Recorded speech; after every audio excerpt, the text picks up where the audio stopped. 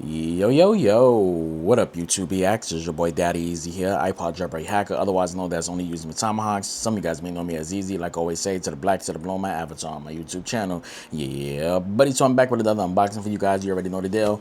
Bat knife, box, bat knife. Let's unbox this shit. So, I told you in my previous video exactly what I was getting. So you guys should have some type of understanding of what I purchased. If you watched my previous video, you heard me talk about that. I wanted to get some things specifically for my monitor. The simple fact is that I wanted to move my monitor from one location to the other, but the thing is that the legs that comes with this monitor is basically too big, so it takes up a lot of the room. So I just bought something very cheap. And this is for my camera right here, which I'm going to show you this. So it's going to be a two boxing thing like that. I'm going to break it up separately. Okay.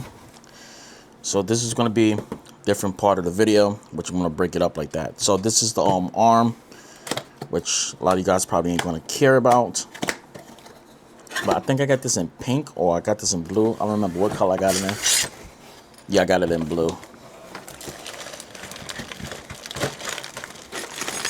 So I just needed a fast arm mount just to put on the table so I can get everything out the way.